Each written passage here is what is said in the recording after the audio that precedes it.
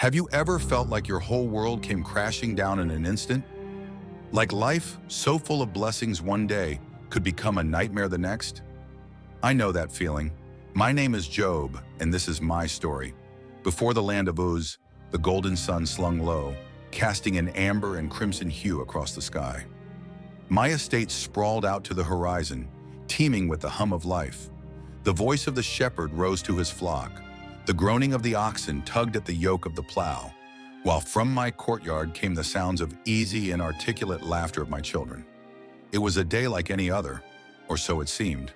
I was sitting beneath the shade of a sprawling olive tree, reviewing the day's accounts with Zakar, my chief servant.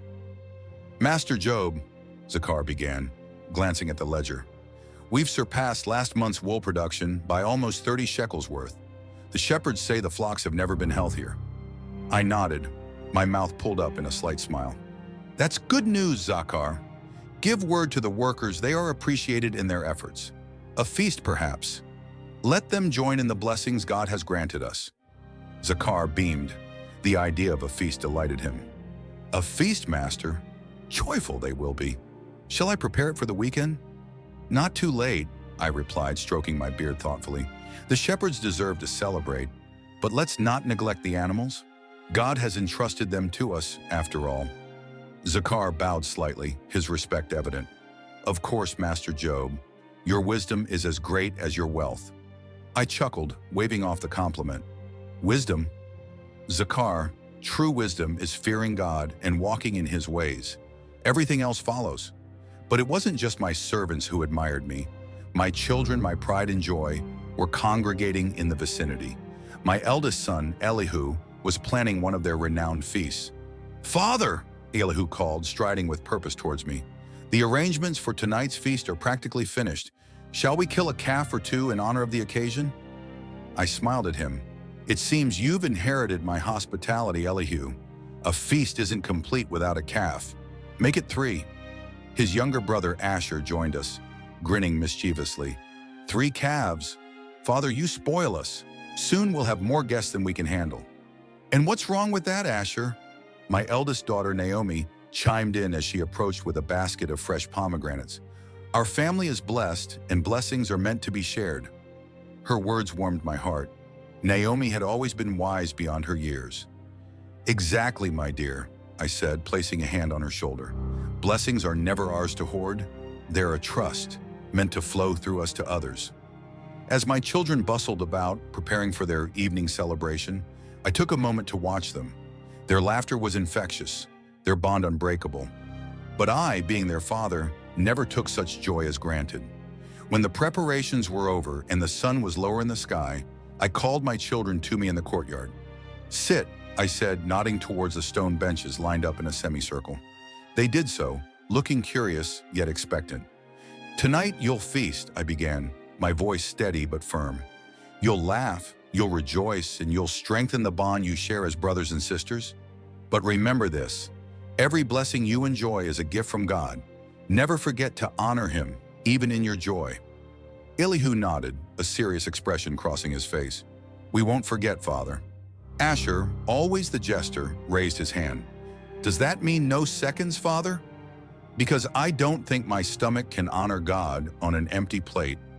Laughter exploded from the group, including me. "Honor God first, Asher," I replied, shaking my head with a smile. "Then eat to your heart's content." Even at such times of joy, my heart bore a silent weight. I knew how easily the heart could stray. I was afraid for my children, not for their well-being, but for their souls. After dinner was over and the house had gotten quiet, while the stars draped across the sky, I was still standing alone in the altar's glow. The faint smell of burning offerings filled the air. I prayed and sacrificed for each one of them in turn. "Lord, forgive them if they have sinned.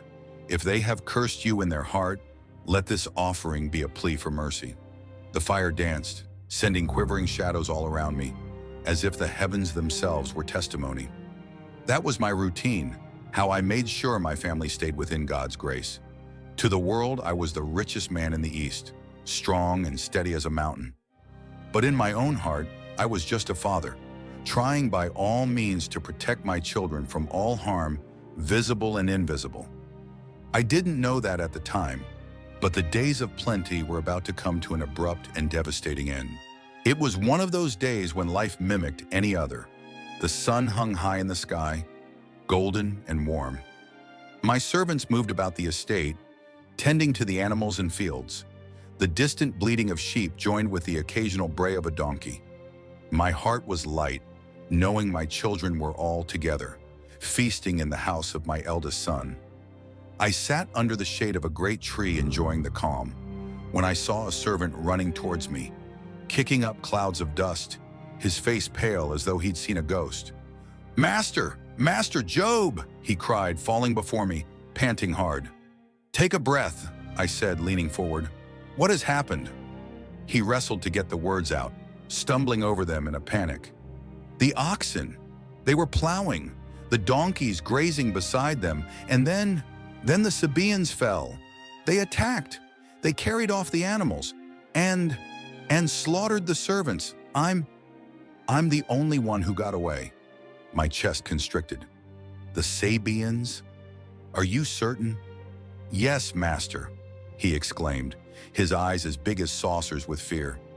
I had stood, my mind racing, and then before I could say anything, I heard yet another voice calling out for me. "Job! Job!" I turned to see another servant running toward me, his face streaked with soot. His clothes were singed, and it looked like he had run right through the very fire itself. "Speak," I said, my heart already heavy. "What now?" He fell on his knees, coughing. "Fire, master, fire from the heavens. It fell and consumed the sheep, and the servants tending them. I'm the only one that escaped to tell you." "Fire from the heavens?" I echoed in a nearly inaudible voice. "Yes," he said, shaking like a leaf. "It was like nothing I've ever seen. Flames poured from the sky, engulfing everything." My mind reeled in unbelief at the words. First the Sabaeans, now fire from heaven?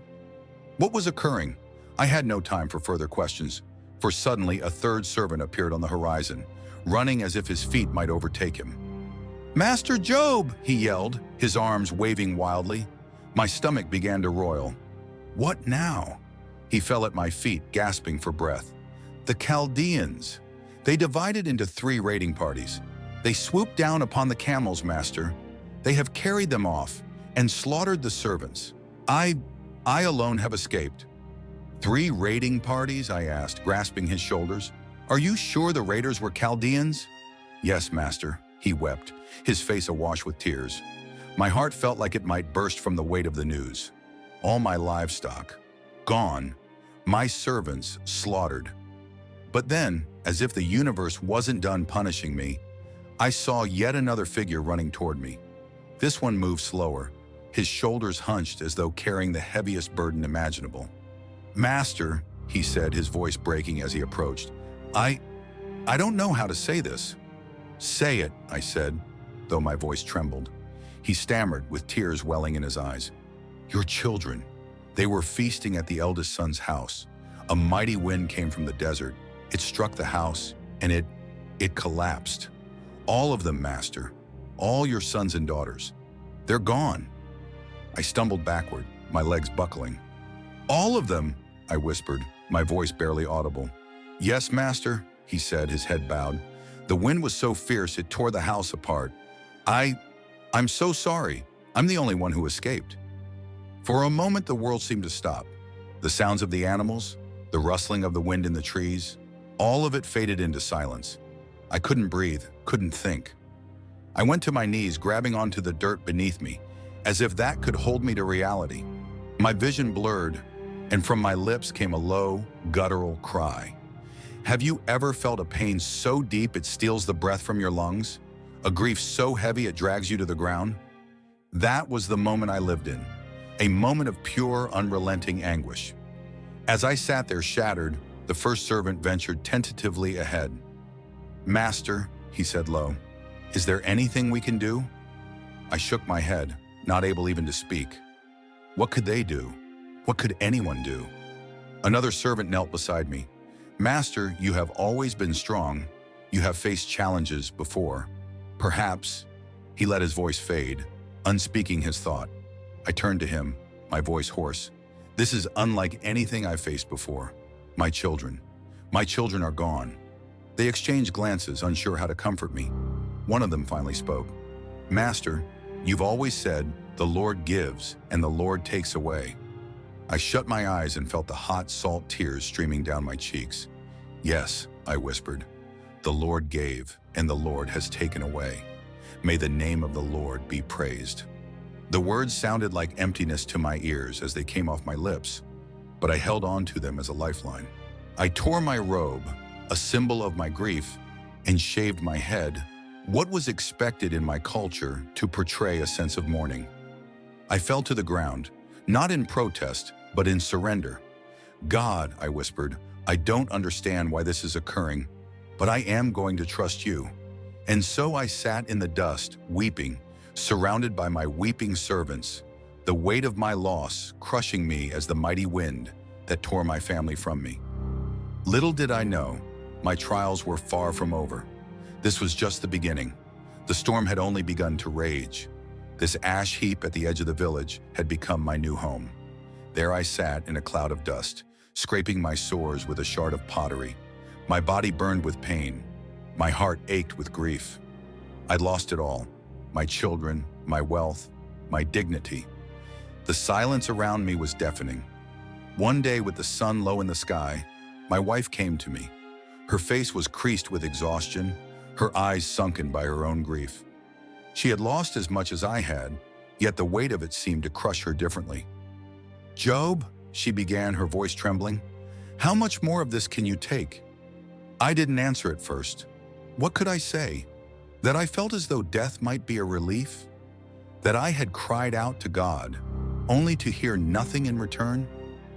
She knelt beside me, fists clenched. Look at yourself, she said, her voice rising. You're sitting in ashes, Job, scraping your skin like some wild animal. Where is the great man I married, the man who feared God and was respected by all?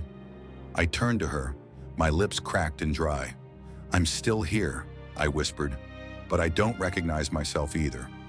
She burst with frustration. Are you still holding on to your integrity? She snapped. Why, Job?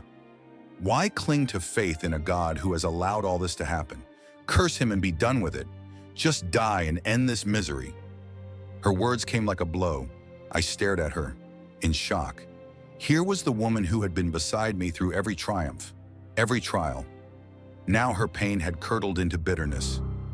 You speak as one of the foolish women would speak, I responded, my voice steady, yet laced with anguish. Shall we accept good from God and not trouble? She flinched as though my words had stung her, and her eyes brimmed with tears. For an instant, I saw before me the woman I had loved through the years, who had played with our children, who rejoiced on every feast and harvest. Now she was broken, much as I was. She sprang to her feet, dusting ash from her knees. Do what you will, Job, she whispered, but I cannot watch this any longer. I watched her disappear into the horizon, her figure fading away.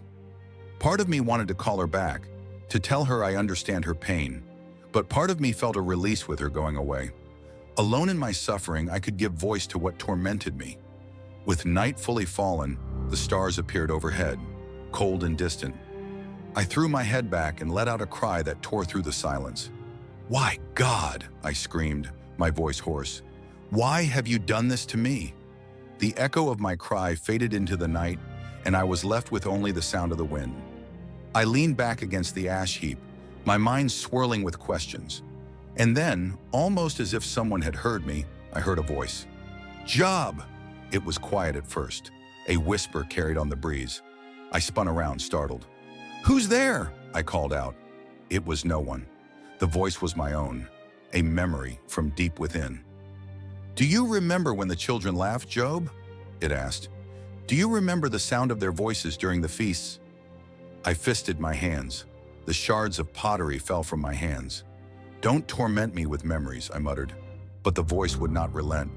And what of the sacrifices, Job? When you offered burnt offerings for their sins, did you ever doubt that God watched? No, I shouted, flailing my head. I never doubted. I trusted him. The stars above began to blur and water as my eyes filled with tears. I trusted him with everything, and he took it all away. The other voice, softer, gentler, rose in my head. And yet you still live. I shut my eyes, the heels of my hands against my temples. The ache within my body seemed to melt into turmoil above. Living like this is no blessing, I breathed. The stars above seemed to mock me with their brilliance.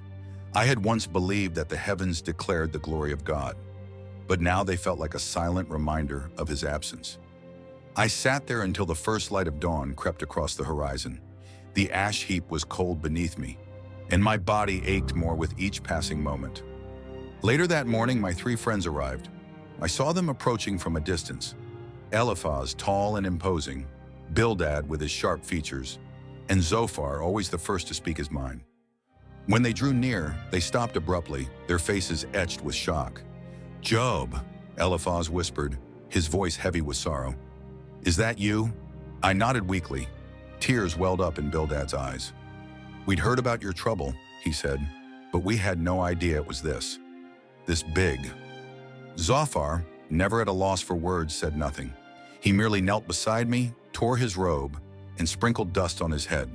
The others did likewise, their silent gestures the only recognition that I needed of my pain. They sat with me in silence for 7 days and 7 nights. No words were spoken. They just stayed, odd comfort in my desolation. Yet even in their silence, I could sense the weight of their thoughts. I knew they would ultimately speak, and when they did, their words would test me in ways I had not yet imagined. But for now, we sat together, surrounded by ashes under a sky that was wide and empty. On the 8th day, I finally spoke with a hoarse and trembling voice. "Why was I even born?" I whispered in anguish. "May the day of my birth perish, and the night it said, 'A boy is conceived.' Because God did not kill me in the womb, this is my fate." Eliphaz, the eldest and wisest of them all, leant forward, his brow furrowed with thought. "Job, you have always been a righteous man," he began. "But nobody suffers like this without due cause. Consider this. Have you ever seen the innocent die? It is the wicked who meet calamity. Perhaps, my friend, you should ask yourself what you have done to provoke God's justice." I turned to him, my eyes blazing with anger. "What I've done? Eliphaz, you think this is my fault? I've feared God all my life. I've shunned evil. Are you saying I deserve this?" Eliphaz faltered, but then his calm voice proceeded. "Job, I do not accuse you, but sometimes even the righteous falter. Perhaps this is God's way of disciplining you, of bringing you back to him." The irony is that before I could speak my mind, it was Bildad who spoke next. His tone was sharp, almost impatient. "Eliphaz is right, Job, but let me put it plainly. Your children must have sinned. That's why they were taken from you. God does not let the innocent die. You need to humble yourself and seek his favor. Repent, and he will restore you." My heart broke again as he spoke. "My children?" I exclaimed, my voice cracking. "You dare to blame them? They were innocent. Do you think I didn't pray for them, sacrifice for them? I begged God to protect them every day of their lives." Zophar, the youngest and most impulsive of the group, crossed his arms and leaned back. "Enough of this," he said bluntly. "Job, your words are nothing but empty complaints. You claim to be righteous, but clearly you're not. Do you think you can stand before God and argue your case? If God truly examined you, he would find even more sins than you realize. You're lucky he hasn't punished you more harshly." My hands were shaking as I balled them into fists. "You call yourselves my friends," I snarled, my teeth clenched. "Yet you sit here, heaping the blame upon me, rather than offering comfort. Have you no compassion? I am in pain, do you not see that?" Eliphaz sighed, his tone softened. "Job, we do not come to grieve thine heart. We come because we care about thine heart. Yet thou must acknowledge that God is greater than we. We cannot understand fully why you are afflicted, but maybe even in your sufferings there is a purpose." "Purpose?" I snapped. "What purpose could justify losing my children, my health, my dignity? Tell me, Eliphaz, what lesson am I supposed to learn from scraping sores off my skin with broken pottery?" Bildad looked down, avoiding my eyes. "Job," he said hesitantly, "it is not for us to question God, His justice is perfect. If you turn to him now, he will make things right again. I laughed bitterly, the sound hollow and painful. Make things right? Can he bring my children back from the grave? Can he undo the anguish in my heart? Tell me, Bildad, how does one repay the irreplaceable? I stood slowly, my frail body shaking under the weight of my grief. You think you speak for God, I said. You think you understand his ways. But where is your wisdom? Where is your compassion? You, my friends, are miserable comforters, worthless physicians. If only you would remain silent. That would be the greatest wisdom you could offer. Eliphaz raised a hand, his face full of concern. Job, compose yourself. We're trying to be of help. Help? I spat. You call this help? Then let me tell you what I need. I need God to hear me. I need to argue my case before him, not with men who twist the truth and smear me with lies. Though he slay me, I will still hope in him. I will face him, and I will ask why. Why has he done this to me? The three friends exchanged uneasy glances. It was Eliphaz who finally spoke, his voice weary. If you must speak to God, Job, then do so. But be careful. Do not let your anger lead you astray. And with that, they fell silent again.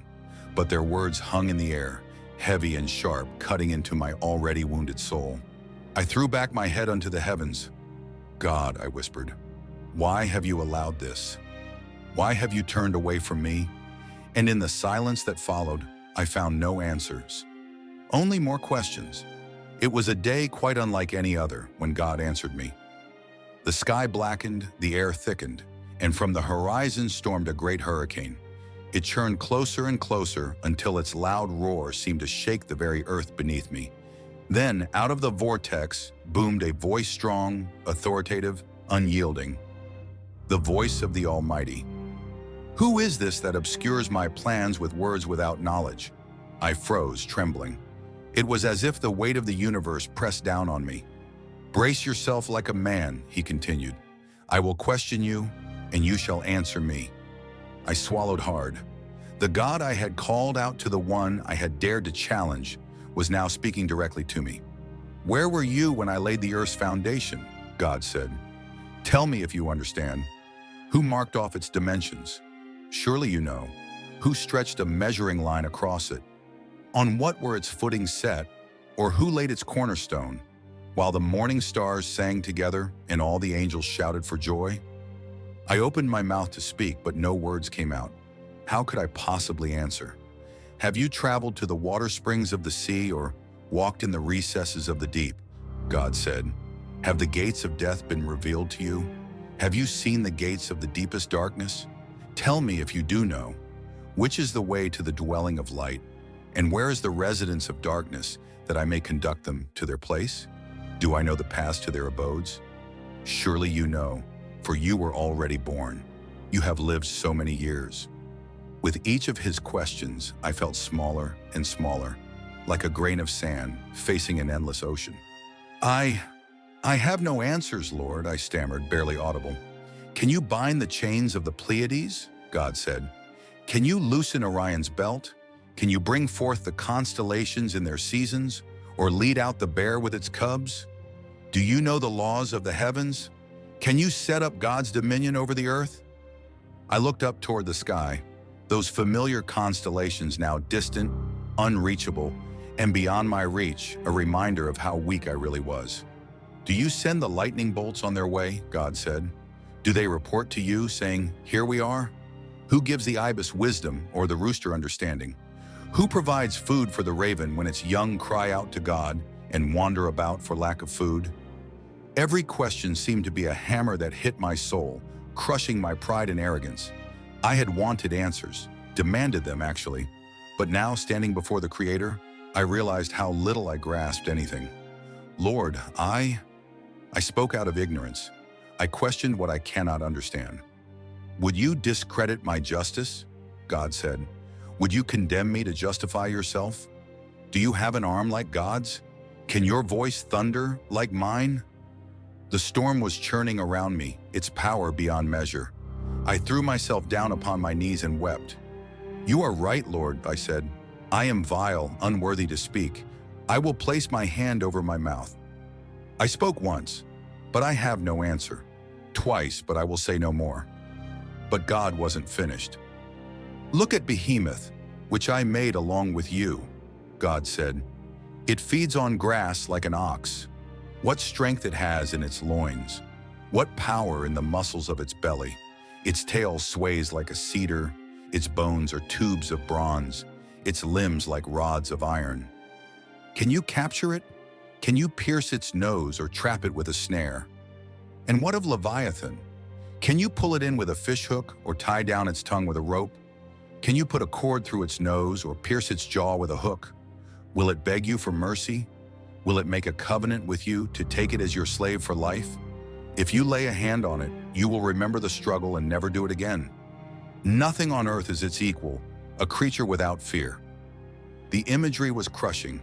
Behemoth, Leviathan, monsters so powerful and uncontainable, yet they were nothing before God. He had created them, controlled them, set their limits. Lord, I whispered, my voice breaking, I know you can do all things. No purpose of yours can be thwarted. You asked, who is this that obscures my plans without knowledge? Surely I spoke of things I did not understand, things too wonderful for me to know. My ears had heard of you, but now my eyes have seen you. Therefore I despise myself and repent in dust and ashes. And then the storm began to subside.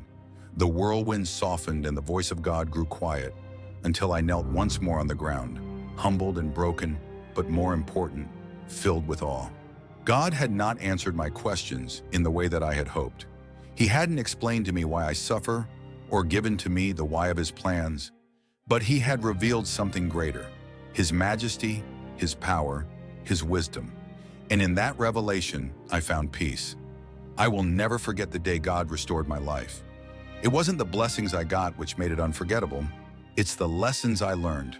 The thing is, it wasn't about getting back everything that was taken from me, but restoration to a relationship through forgiveness and literally getting a glimpse of God's heart. It all started when God spoke, not just to me, but to my friends. Picture it, if you will, the four of us in a circle, Eliphaz, Bildad, Zophar, and myself. The tension was so thick you could have cut it with a knife. Days of arguing and debating, challenging and re-challenging each other, and now God himself had intervened. Eliphaz, Bildad, Zophar, God said, his voice rumbling like thunder. I am angry with you because you have not spoken the truth about me, as my servant Job has. I couldn't help but glance at my friends. Their faces paled, their mouths slightly open in shock.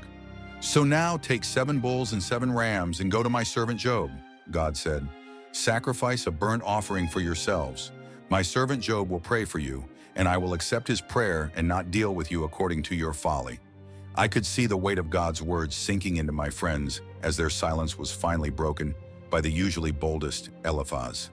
Job, I don't know what to say, Eliphaz said. We were wrong. We thought we were helping you, but instead, we brought more pain. His voice was quivering, a mix of humility and regret. We thought we were defending God's justice, Bildad added, his gaze fixed on the ground. But we misjudged you, and worse, we misrepresented God. Can you forgive us, Job? Zophar asked, his tone uncharacteristically soft. We came to comfort you, but instead we became your accusers. For a moment I didn't answer.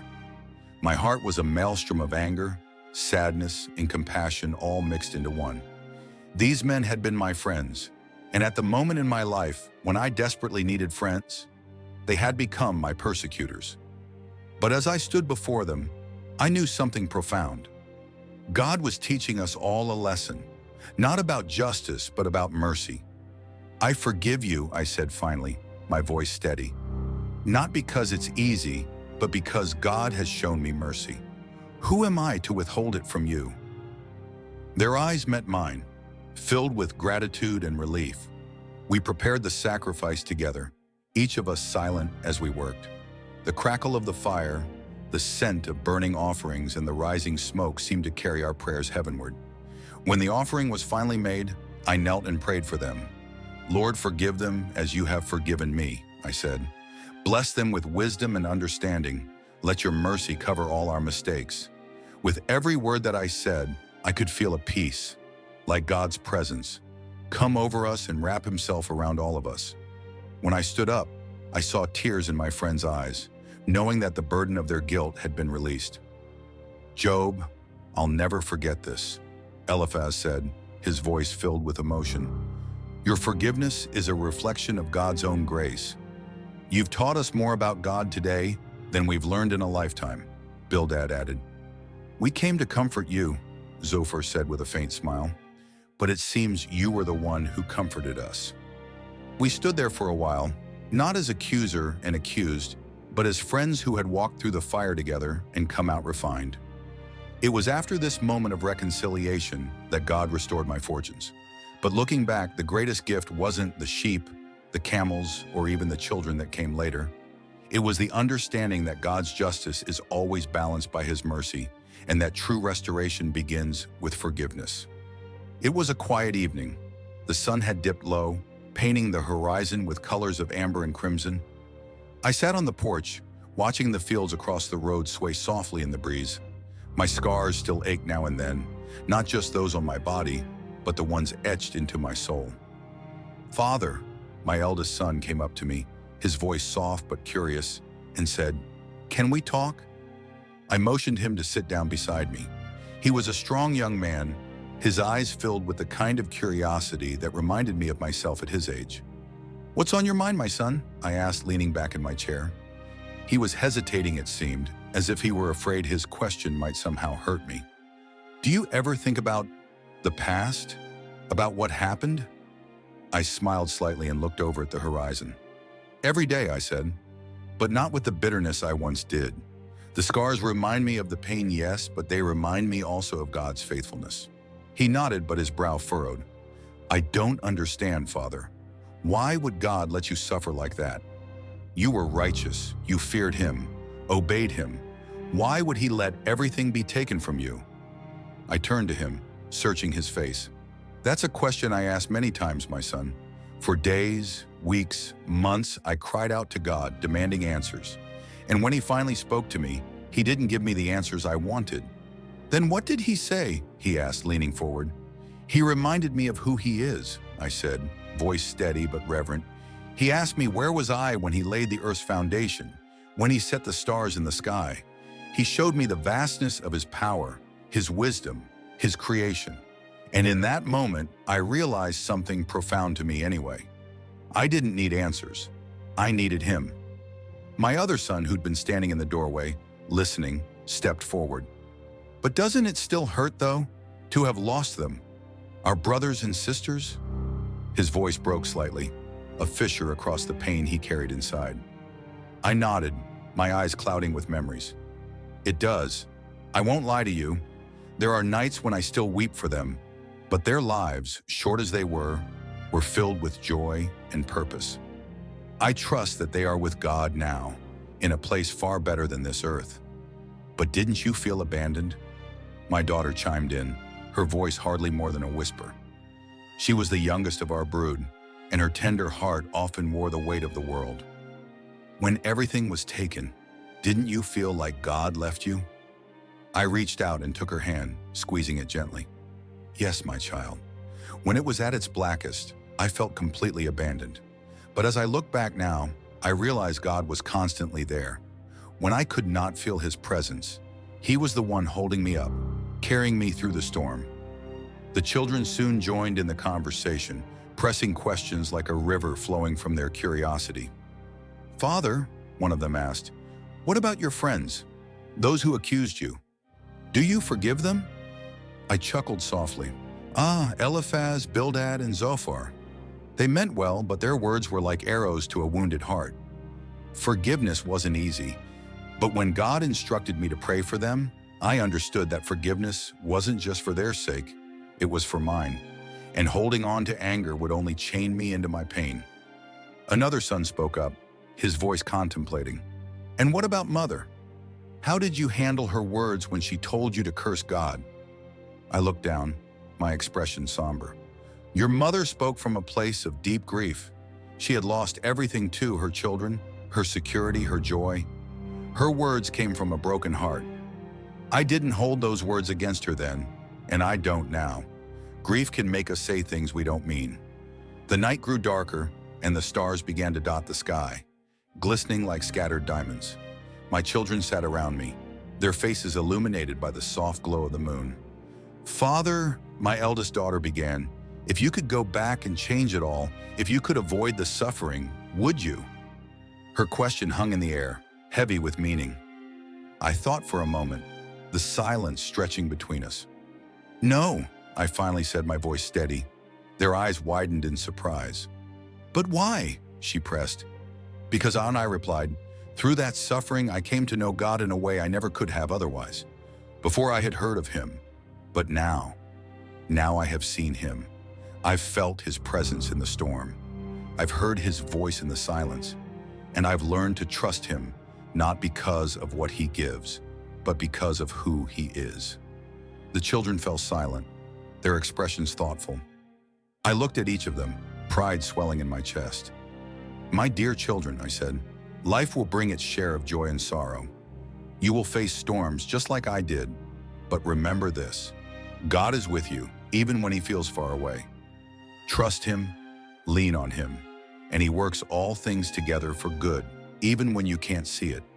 They nodded, their faces solemn yet shining with hope. As I sat on the porch that night, watching them walk back inside, deep peace evaded me no longer. The scars remained, but they no longer defined me. They were a testament to God's faithfulness, a story I could continue to pass on into those I love most. It became common over the years for people to come to me seeking wisdom. They would see my scars, some visible, others not so much, and they would want to know what I had learned. One such visitor was a young man named Reuben, who came to my home one day when the sun was burning bright over the land of Uz. Reuben was a shepherd, lean and weathered from his time under the open sky. His eyes held questions that seemed to have no answers. "Job," he said, bowing respectfully, "I have heard of your story, how you bore suffering beyond what most men could bear. I need to understand, why does God allow such pain? Why do the righteous suffer?" I motioned for him to take a seat on a bench in the shade provided by my fig tree.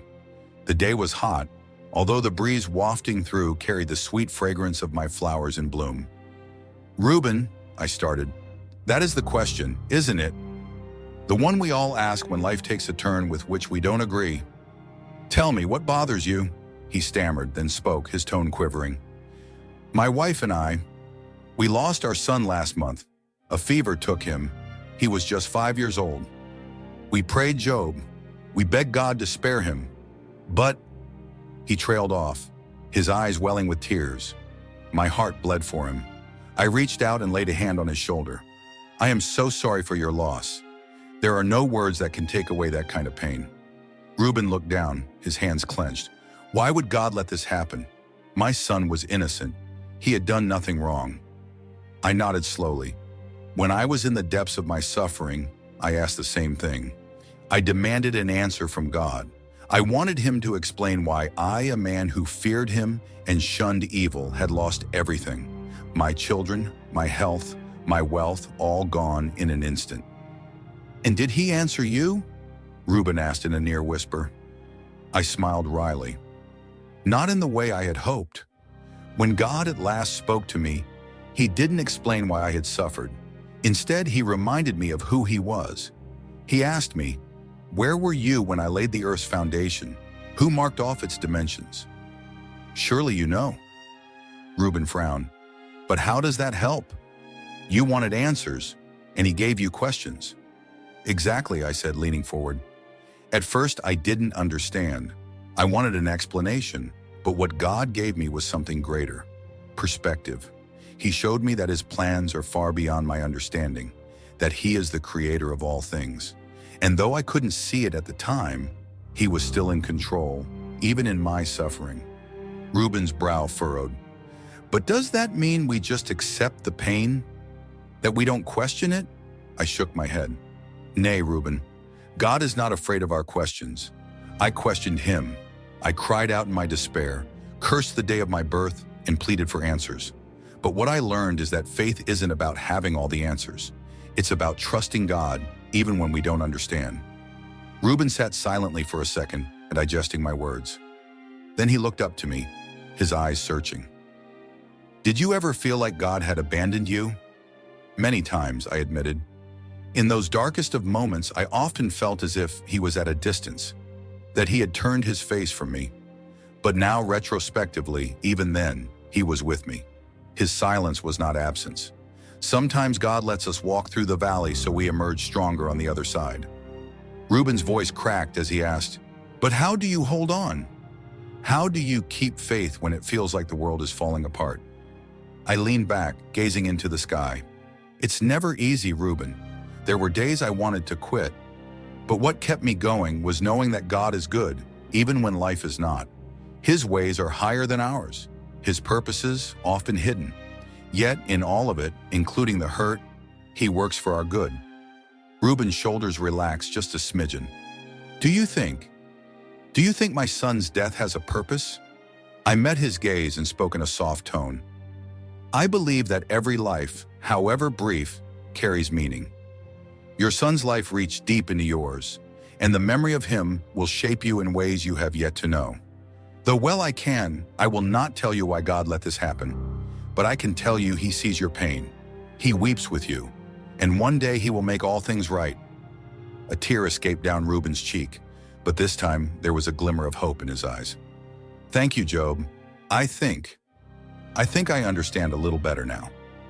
As he stood up to take his leave, I put a hand on his arm. Reuben, remember this. It's okay to grieve. It's okay to question. But never lose sight of who God is. He is with you, even in the storm. Reuben nodded, his face a mix of sorrow and resolution. As he walked away, I prayed silently for him, knowing that his journey through grief would be long, but God would walk beside him every step of the way. I lived 140 years after my trials, seeing the blessings of restoration unfold. My children and their children filled my home with laughter and life, and my faith tempered as, in a crucible, emerged stronger than ever. But my story is not just about me. It's about the perennial question of why we must suffer and how faith carries us through even the darkest storms. It reminds us all that God is higher than us, and when our circumstances are not understood, he is with us. But my story is merely one piece of a much larger tapestry. Ever wondered how many secrets are still buried in the ancient texts? Take the book of Enoch, for instance, into the world of angels and the Nephilim, and secrets that God did not want man to know. If you thought Job's story was cool, wait until you hear what the book of Enoch reveals. Click on the next video, the book of Enoch, and get ready for some awesomely amazing truths.